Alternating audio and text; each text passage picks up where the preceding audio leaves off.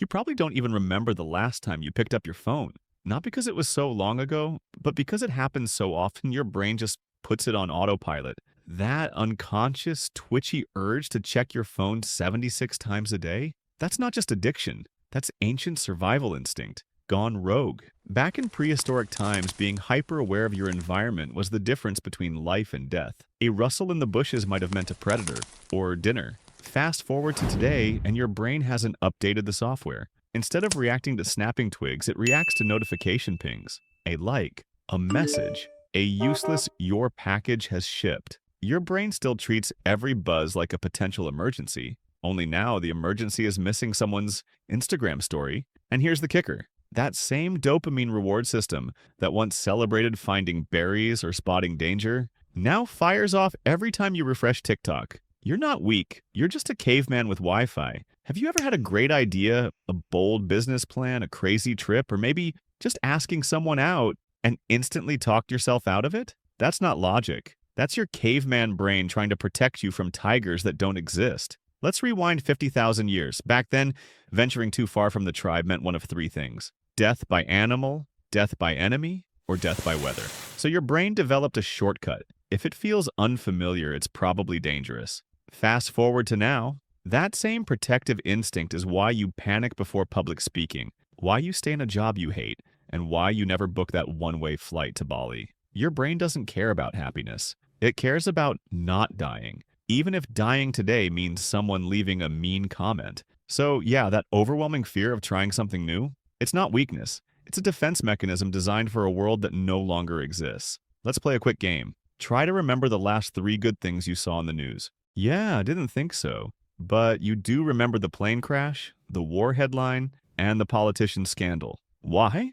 Because your brain is wired to prioritize bad news. This is called the negativity bias, and it's one of your oldest survival instincts. Back in the wild, noticing what could go wrong meant you got to live another day. Your ancestors didn't survive by thinking, wow, that sunset is beautiful. They survived by thinking, that rustling in the grass might be a saber-toothed tiger. Today, the tiger is your boss's email, or a drop in your follower count, or a tweet that mildly offends you. And thanks to this instinct, your brain turns minor stress into full-blown panic. You can get 99 compliments in one insult, and guess which one you'll obsess over all night? Yep, that's your primal programming at work. Ever wondered why rejection stings so much? Like, why a simple no from someone you barely know can ruin your whole week? Well, blame your ancestors. In ancient tribes, being rejected didn't just mean social awkwardness. It meant death. If your tribe didn't like you, they'd kick you out. No tribe equals no protection, no food, no chance of survival. So your brain evolved to treat rejection like a threat to your life. Today, rejection means a failed date,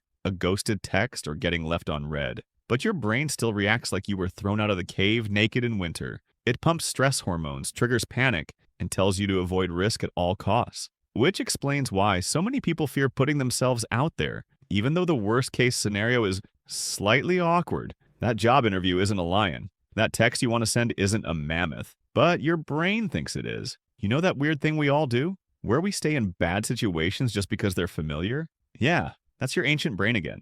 See, uncertainty used to kill people. Walking into a dark cave? Might be a bear in there. Trying a weird fruit? Might drop dead. Following a stranger? Might get clubbed over the head. So our brains learn to favor the known, even if it sucked. And that's why today people stay in jobs they hate, relationships that make them miserable, or habits that are clearly unhealthy.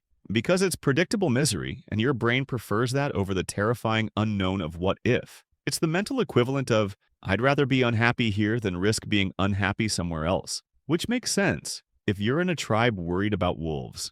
Not so much if you're deciding whether or not to switch apartments. Ever lost Wi-Fi for 5 minutes and suddenly questioned your entire existence? That's the illusion of control breaking. Our ancient ancestors lived in chaos. Storms, wild animals, famine.